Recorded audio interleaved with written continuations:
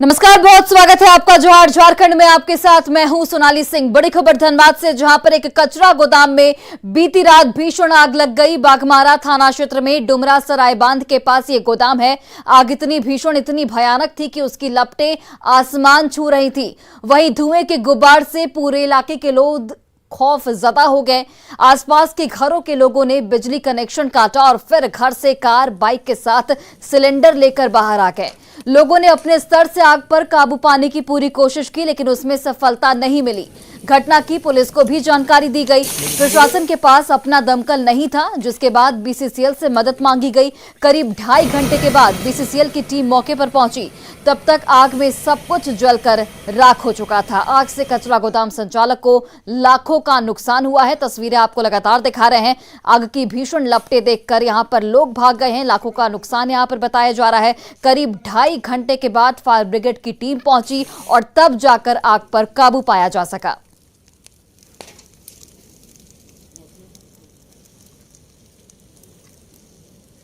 हमको यहाँ दिखा कि यहाँ आग का लपटन है, बहुत बड़ा आग का ये हो गया था, सवाला उठ गया था। हम खाना छोड़ के हम आ गए यहाँ पे। घर वाले को उठाने की कोशिश की, 15 मिनट हमको लगा उठाने में, उठे नहीं। पड़ोसी को गए उठाने के लिए तो पड़ोसी हमको उठे, तो पड़ोसी को बोले कि बगल वाले को फ़ोन कीजिए या फिर बगल वाले को उठाइए। उठाने के बाद फिर बगल वाले उठे, उसके बाद सारा मोटरसाइकिल और कार घर से हम बाहर किए।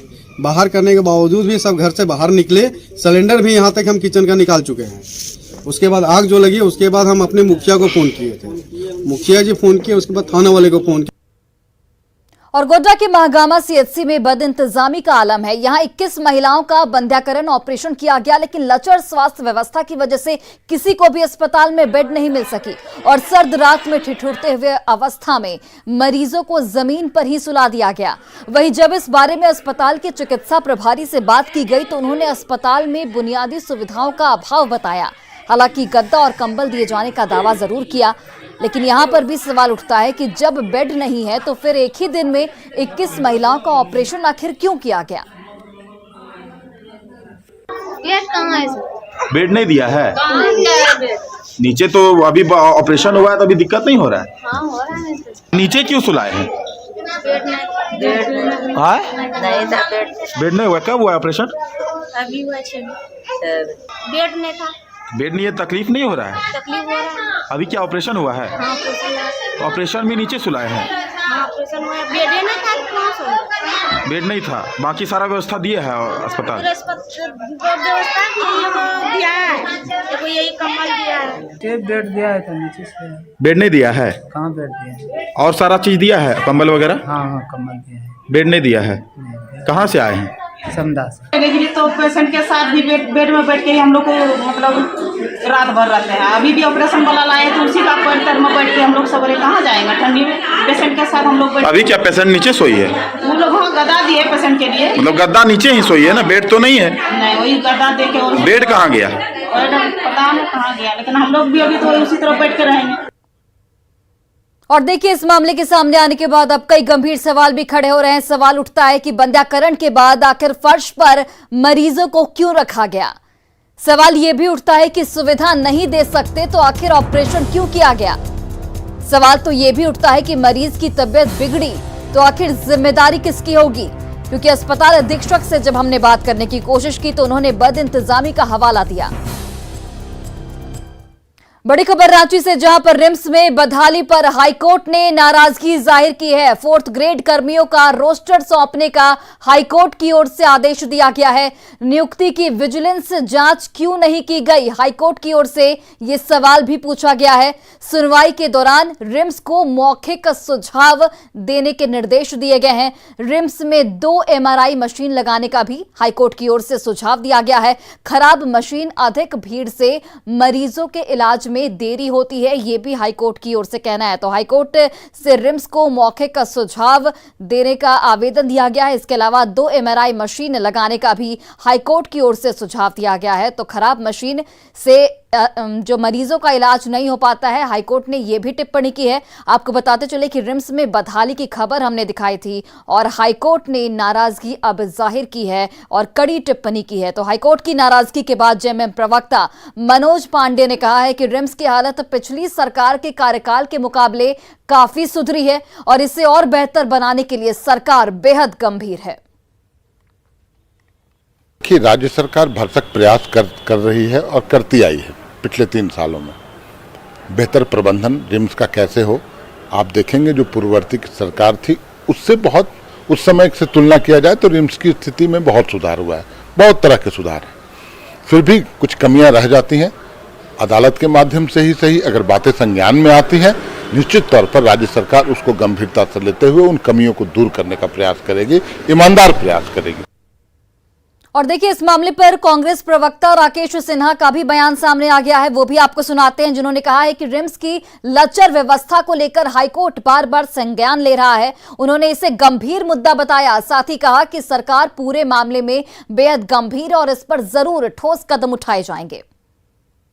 कहीं ना कहीं हमें यह लगता है कि रिम्स की जिस प्रकार की व्यवस्था एक चली आ रही थी उसमें थोड़ी सी रिम्स प्रबंधक को भी संजीदगी के साथ रिम्स के तमाम मामलों को ध्यान में रखना होगा ताकि लोगों का इलाज भी अच्छा हो, लोगों के साथ व्यवहार भी अच्छा हो, ताकि अगर लोग जाएं यहाँ से तो कम से कम यह कह सकें कि रिम्स जो है बहुत अच्छा एक इंस्टीट्यूशन है। गिरिडीह में देवरी प्रखंड के खटोरी पंचायत के निचली पलममुरुआ में गांजे की खेती की जा रही है। गांजे के पौधे को छिपाने के लिए यहां अरहर के साथ उसकी खेती की गई ताकि बाहर से देखने पर इसका पता नहीं चल सके। बताया जा रहा है कि यहां करीब 2 से 2.5 लाख रुपए कीमत की गांजे की खेती हो रही है। ग्राउंड जीरो से इस पर अधिक जानकारी दे रहे हैं हमारे सहयोगी एजाज अहमद। गांजे की खेती करना या इसे रखना कानूनन प्रतिबंध है और क्राइम है। लेकिन आपको बता दें, गिरिडीह जिले के देवरी प्रखंड के अंतर्गत आने वाले खटोरी पंचायत के पलमरुआ में गांजे की खेती हो रही है चोरी छुप के। जो आपको मैं तस्वीरों के जरिए मैं दिखाना चाह रहा हूं कि यहाँ देख सकते हैं, ये जो तमाम जो तस्वीरें आप देख रहे हैं ये गांजे के ये पेड़ हैं, प्लांट हैं जिसे लगाया गया है और इसके पीछे अरहर की भी खेती हो रही है। इसके साथ ही मिला दिया गया है ताकि लोगों को पता न चल पाए। वहीं आपको बता दें कि इस तरह की खेती करना कानूनन तो जुर्म है और जो इस तरह से खेती करते हैं चोरी छुपे उसके खिलाफ आपराधिक क्राइम के तहत भी पुलिस कार्रवाई कर सकती है। लेकिन आप देख सकते हैं यहाँ पे खेती की जा रही है जो पलमरुआ गांव में है, जो पहाड़ों से घिरा हुआ है। चारों तरफ आप तस्वीरें देख सकते हैं, अगल बगल की तस्वीरें मैं दिखा रहा हूँ। इस चारों तरफ से पहाड़ों से पहाड़ी इलाका है पूर्ण रूप से, यहाँ पर किसी का भी आना मुमकिन नहीं है और ऐसे में यहाँ पे खेती कर रहे हैं ताकि पकड़ में ना आए। और सूचना ये भी मिल रही थी कि यहाँ पे हर वर्ष इस तरह के खेती किए जाते हैं और जो गांजे की कीमत है वो अभी फिलहाल 10,000 रुपये प्रति केजी है और जो ये तस्वीरों में आप देख रहे हैं इतना में लगभग 2.5 से 3 लाख रुपए इसकी कीमत बताई जा रही है। वहीं बता दें कि ये जो प्लांट है इसे कैनेबिस कहते हैं और इस कैनेबिस में 2 तरह की प्रजातियां पाई जाती है, नर और मादा। जो किसान होते हैं, जो एक्सपर्ट होते हैं, वो बेहतर तरीके से समझते हैं कि प्लांट को देखते ही वो समझ जाएंगे कौन नर है कौन मादा है और इसी के आधार पर जो नर प्लांट होते हैं उससे भांग बनता है और जो मादा प्लांट होते हैं उससे गांजा बनता है जी। और उस प्लांट को कैनेबिस कहा जाता है और ये कैनेबिस का खेती किया जा रहा है। जो ये आप लोग अरहर लगाए हैं तो अरहर के साथ आप गांजे वाला भी लगा दिए हैं, ये वाला तो ये वनहे से आयल है ना हमने अच्छा ना हमने बोला लगैले ना ये अच्छा बोले ये गांव में लगल है ना तब है इसलिए हम अच्छा। तो ये बताओ ना ये बताओ ना सुनो ना सुनो ये पूछ करिए कि जो आप लोग ये लगाए हैं तो पता है ना कि ये कानूनन हमने नहीं जान गया ऐसा हो, हमने ऐसा कमेंट कर लिया। यहाँ की जो ऑनर हैं, महिला हैं, वह बात करने से भी कतरा रही हैं और इनका कहना है कि हम लोग हर वर्ष नहीं लगाते हैं, जबकि इन्फॉर्मेशन मिल रहा है कि यहाँ पे हर वर्ष लगाया जाता है और यह कह रहे हैं कि जानबूझकर नहीं लगाया गया है। गिरिडीह से न्यूज़ 18 के लिए मैं एजाज अहमद। धनबाद के धैया स्थित सरकारी डॉक्टर अभिजीत सिंह के आवास में नौकरानी का काम करने वाली अनु की संदिग्ध स्थिति में मौत हो गई थी। मौत के एक सप्ताह बीतने के बाद भी अब तक पुलिस की ओर से इस पूरे मामले में कोई कार्रवाई नहीं की गई है। इससे नाराज लोगों ने अनु को इंसाफ की मांग को लेकर कैंडल मार्च निकाला।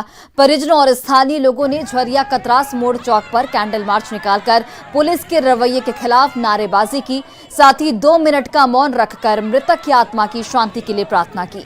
मृतक की मां ने दोषी को सजा दिलाने की मांग की है। साथ ही डॉक्टर पर मामला रफा दफा करने के लिए पैसे का लालच देने का भी आरोप लगाया है। आज हम लड़की खो बैठे हैं, उसका मुजरिम ऐसे खुलेआम घूम रहा है। अभी तक कोई सुनवाई नहीं हुआ है। कातिल को पकड़ना चाहिए जल्द से जल्द, उसको फांसी की सजा होना चाहिए। खतियानी जोहार यात्रा को लेकर कल मुख्यमंत्री गोड्डा के दौरे पर रहेंगे। सीएम की यात्रा को लेकर जिला प्रशासन के साथ ही महागठबंधन में शामिल दलों के नेता और कार्यकर्ता भी जुट गए हैं। कार्यक्रम के दौरान मुख्यमंत्री 25 किलोमीटर लंबा रोड शो भी कर सकते हैं। उम्मीद जताई जा रही है कि यात्रा के दौरान सीएम किसी भवन का निरीक्षण भी कर सकते हैं। सीएम के कार्यक्रम में जनसैलाब उमड़ने की संभावना जाहिर की जा रही है। सभा स्थल से अधिक जानकारी दे रहे हैं गोड्डा से हमारे संवाददाता गौरव झा। मुख्यमंत्री खतियानी जोहार यात्रा पर हैं और इसकी तैयारी गोड्डा में भी पूरी हो चुकी है। कल मुख्यमंत्री का कार्यक्रम गोड्डा के मेला मैदान परिसर में रखा गया है और आप देख सकते हैं कि मन सजकर तैयार है। तैयारियां युद्ध स्तर पर चल रही है। जिला प्रशासन के साथ साथ जो महागठबंधन के कार्यकर्ता हैं वो इस तैयारी में जुटे हैं कि अधिक से अधिक भीड़ यहाँ पर लगे। बताया जाता है कि मुख्यमंत्री के इस कार्यक्रम के दौरान मुख्यमंत्री जब यहाँ से देवघर तक का जो उनका सड़क मार्ग का होगा उस रास्ते पे प्रशासन भी अलर्ट रहेगी, क्योंकि प्रशासन ने उस रास्ते पर गुजरने वाले हर प्रशासनिक भवन कहें या हर सरकारी भवन कहें उसकी साफ सफाई युद्ध स्तर पर की है। इसके साथ साथ जिले के स्वास्थ्य महकमा भी इसको लेकर अलर्ट है कि कहीं मुख्यमंत्री जब औचक निरीक्षण में कहीं अस्पताल ना पहुंच जाए तो वहां भी तैयारी जोरों शोरों पर चल रही है। हम आपको मेला मैदान की अगर बात करें तो मेला मैदान आज से पहले इतना साफ सुथरा नहीं दिखता था जितना मुख्यमंत्री के कार्यक्रम से पहले दिख रहा है। तो क्या लगता है कितने की भीड़ यहाँ लगेगी? और ये आप सोच नहीं पा रहे हैं। हम सभी कार्यकर्ता झारखंड मुक्ति मोर्चा के, खासकर हमारा प्रखंड इकाई से लेकर के पंचायत इकाई तक, हम जब जा रहे हैं लोगों के बीच में कि आपके हेमंत सोरेन जी आपके बीच आपका खतियानी जोहार स्वीकार करने के लिए आपके पास आ रहे हैं, इस तरह का आक्रोश और उत्साह, आक्रोश इसलिए कि जिस तरह से भारतीय जनता पार्टी अपने केंद्र की जो जांच एजेंसियों का दुरुपयोग करके जिस तरह से हेमंत सरकार लोकतंत्र के द्वारा जनता के द्वारा चुनी गई सरकार को प्रताड़ित करने का जो उनका प्रयास है, जो लोग जान रहे हैं और इस लेकर के लोगों में आक्रोश है और उत्साह इस बात के लेकर के है कि संथाल परगना में पहला जिला आपका गोड्डा, आपका खतियानी जोहार यात्रा कार्यक्रम के अंतर्गत जो हम कार्यकर्ताओं को मुख्यमंत्री जी का प्राथमिकता मिला है, इससे भी हम बहुत मतलब आनंदित महसूस कर रहे हैं, गर्व महसूस कर रहे हैं कि कल जब यह मुख्यमंत्री आएंगे तो लाखों की भीड़ होगी और यह मेला मैदान का परिसर कहीं छोटा ना पड़ जाए। गौरव झा, न्यूज़ 18 गोड्डा। और इससे पहले कल लोहरदगा के कलेक्ट्रेट ग्राउंड में मुख्यमंत्री हेमंत सोरेन ने खतियानी जोहार यात्रा को संबोधित किया। इस दौरान सीएम ने सरकार के फैसलों की लोगों तक जानकारी पहुंचाई। साथ ही बीजेपी की नीतियों पर कड़ी आलोचना भी की। आपको सुनाते हैं।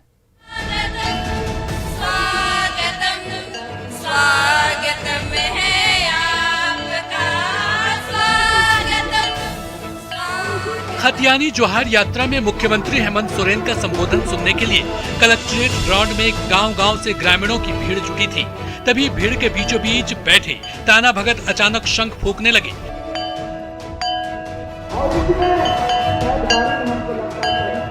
घंटियां बजाने लगे। तभी मंच पर पहुंचे मुख्यमंत्री हेमंत सोरेन ने लोहरदगा की जनता का अभिवादन किया। जेएमएम कार्यकर्ताओं ने विशालकाय फूलमाला पहनाकर मुख्यमंत्री का गर्मजोशी से स्वागत किया।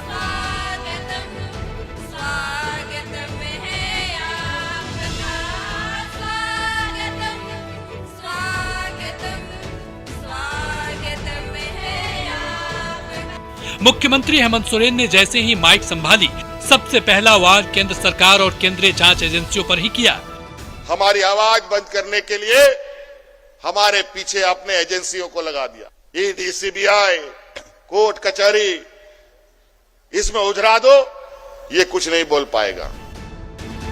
1932 खतियान और 27% ओबीसी रिजर्वेशन जैसे लोक लुभावन फैसलों के प्रचार प्रसार के लिए खतियानी जोहार यात्रा पर निकले हेमंत सोरेन जनता से जोड़ने की हर संभव कोशिश कर रहे हैं। कभी खतियानी यात्रा के मायने समझा रहे हैं तो कभी गठबंधन सरकार की उपलब्धियां गिनाते नहीं थक रहे हैं।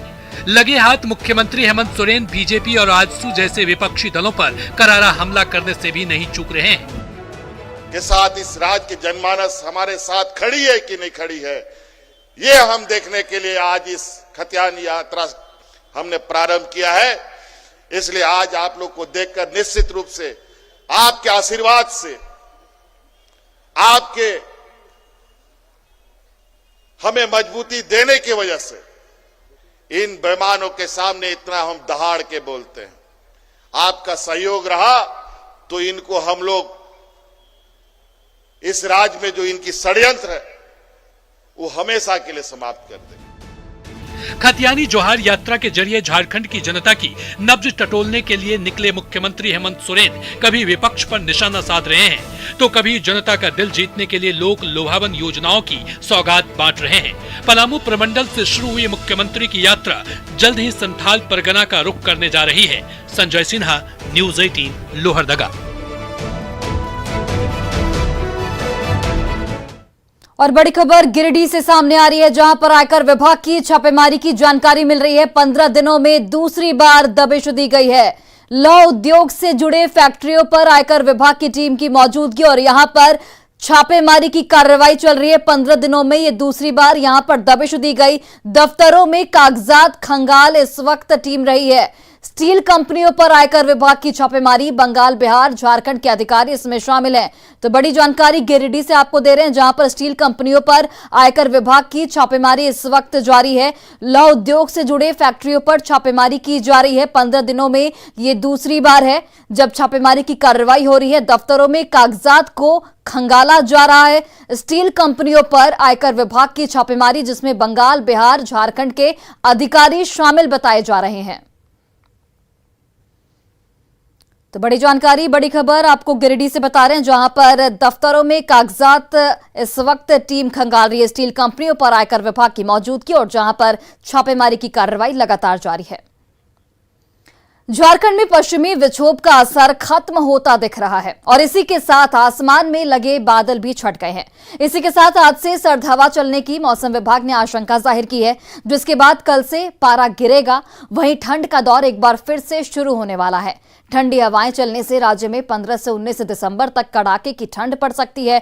वहीं तापमान में भी 3 से 5 डिग्री तक की गिरावट आ सकती है। इस दौरान सुबह में धुंध छाई रहेगी, वहीं दिन में आसमान साफ रहेगा, जबकि शाम होते ही कनकनी बढ़ सकती है। इस पर अधिक जानकारी दे रही हैं हमारे सहयोगी निरंजन सिंह।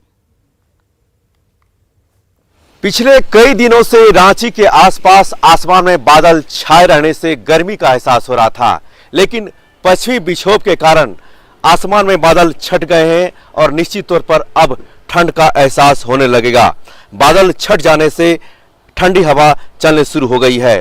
तापमान में 5 डिग्री की गिरावट हो रही है और अगले यानी 4 से 5 दिन में पश्चिमी विक्षोभ के कारण ठंड की शुरुआत होगी। जिस तरह से गर्मी का एहसास पिछले 5 दिनों से हो रहा था, आसमान में बादल छट जाने के कारण आसमान में भी बादल छट गए, जिसके कारण अब ठंड का असर शुरू हो गया है। निश्चित तौर पर आगामी 2 से 4 दिनों के अंदर ठंड का एहसास होगा, फिर तापमान में गिरावट होगी। मौसम विज्ञान विभाग के अनुसार तापमान में 4 से 5 डिग्री का गिरावट होगी। उससे कहीं न कहीं ठंड का असर एक बार जरूर शुरू होगा। रांची से निरंजन। और अब खेती भी पारंपरिक तरीके से अलग हटकर आधुनिक तरीके से हो रही है और इसके बेहतर नतीजे भी देखने को मिल रहे हैं। हजारीबाग में डांडी प्रखंड के कुसुमडीह गांव के किसान विनोद कुमार हाईटेक तरीके से खेती कर रहे हैं। मोबाइल ऐप के जरिए की जा रही खेती में इंटरनेट आधारित सिंचाई व्यवस्था का उपयोग किया जा रहा है। किसान विनोद कुमार ने पुणे से MBA करने के बाद बैंक की नौकरी की थी, लेकिन कुछ नया करने की चाहत में उन्होंने खेती बाड़ी का रुख कर दिया। ऑटोमेटेड इरिगेशन सिस्टम का मोबाइल ऐप से संचालन करते हुए वे आसानी से सिंचाई कर पाते हैं। फिलहाल विनोद ने 5 एकड़ में मटर की खेती की है और नई तकनीक से फसल लहलहा रही है। इस पर अधिक जानकारी दे रहे हैं हमारे संवाददाता जावेद खान। किसान अब परंपरागत खेती के तरीकों को छोड़ करके नए तकनीक का इस्तेमाल खेती में कर रहे हैं। ऐसा ही कुछ यहाँ हम दिखाना चाहेंगे रबौत पंचायत के कुसुमडी में, जहाँ पर एक किसान जो है MBA कर करके खेतीबाड़ी उन्होंने शुरू की, और बताना चाहेंगे कि वो खेती जो करते हैं उसमें ऑटोमेटेड इरिगेशन सिस्टम को उन्होंने लागू किया है। इसके माध्यम से सिंचाई की जाती है। आप देख सकते हैं उनके खेत जो है लहलहा रहे हैं। वो ऑटोमेटेड इरिगेशन सिस्टम कैसे काम करता है, अभी सीधे उस किसान से हम बात कराएंगे। उन्होंने पुणे में रहकर MBA किया, जॉब किया, उसके बाद जब जॉब से मन नहीं भरा तो उन्होंने खेती की ओर रुख किया। अब सीधे बात करा रहे हैं। बताइए क्या है ऑटोमेटेड इरिगेशन सिस्टम? नमस्कार। ऑटोमेटेड इरिगेशन सिस्टम ये है कि क्या होता है कि पहले हमारे खेत में दिक्कत हुआ करता था, पानी खोलने के लिए हमें जगह जगह जाके वाल्व खोलने पड़ते थे। लेकिन ये ऑटोमेटेड इरिगेशन सिस्टम आने के बाद क्या होता है, मैं मतलब इंडिया के किसी भी कोने में रहूं, मैं मोबाइल के थ्रू, मोबाइल ऐप के थ्रू मैं अपने खेत में किस प्लॉट में कितनी नमी है, सूखा है, वो मुझे पता चल जाता है। और उस हिसाब से मैं अपने ऐप के थ्रू ही मैं कंट्रोल करता हूँ किस वाल्व को खोलना है, ओपन करना है। नहीं तो ये अब मैं मैनुअली नहीं करता हूँ, ये सारा ऑटोमेटेड है और ये मेरे मोबाइल के ऐप के ही थ्रू होता है। अब बाहर रहते हैं तो कैसे ऑपरेट कर पाते हैं? अब बाहर रहते हैं तो जैसे कि मैं अपने मोबाइल ऐप के थ्रू मैं क्या करता हूँ, जैसे कि ये बतला सकता हूँ मैं, ये मोबाइल ऐप के थ्रू मुझे जैसे ये पता चल जाता है कि कितने वाटर, देखिए ये इसमें 35% वाटर दिख रहा है, तो मैं इस तरह से इस वाल्व को ओपन कर देता हूँ। इस तरह से ही मुझे यहाँ पता चल जाता है। देखिए ये 67% है यहाँ पे, तो इसका मतलब इसमें पानी देने की ज़रूरत नहीं है। तो इसमें मुझे पानी की भी बचत हो जाती है और मैन पावर की भी बचत हो जाती है। सेंसर भी लगा हुआ है? हाँ जी, सॉइल मॉइस्चर सेंसर लगा हुआ है। टोटल ये 5 एकड़ की जो ज़मीन है उसको 4 भाग में बांटा गया है और हर प्लॉट में एक सेंसर लगाया गया है। तो जो सेंसर जो है इंडिकेट करता है सिस्टम को कि इसमें पानी की ज़रूरत है कि ज़रूरत नहीं है। अब बात कराते हैं इनके पिता से। पहले और अब की खेती में क्या फर्क समझ में आया? पहले हम लोग किसानों खेती करते थे, आदमी लगाते थे, करवाते थे, है ना। लेकिन अभी ऐसा सिस्टम हो गया है कि ऑटोमेटिक अपने आप से करवा रहे हैं। आप देख सकते हैं यहाँ पर ये लगा हुआ है, ये मशीन जो है, और इसमें सोलर भी है, सोलर से ही काम करता है दरअसल ये ऑटोमेटेड इरिगेशन सिस्टम। ऐसे में कहा जा सकता है कि झारखंड के किसान भी अब खेती में वैज्ञानिक और आधुनिक तकनीक का इस्तेमाल करके सफल हो रहे हैं। और ये इस इलाके के जो किसान हैं इनको देखकर दूसरे किसान भी इस ऑटोमेटेड इरिगेशन सिस्टम को अपने खेतीबाड़ी के लिए इस्तेमाल करने के लिए प्रेरित हो रहे हैं। जावेद खान, न्यूज़ 18 हजारीबाग। और आइए अब देखते हैं गाड़ी चलाने वालों के लिए एक बड़ी खबर। इस समय की बड़ी खबर, वेल्वोलिन लेकर आया है ऑल क्लाइमेट एडवांस और all climate premium full synthetic engine oil, जो कि सुटेबल है हर कार के लिए और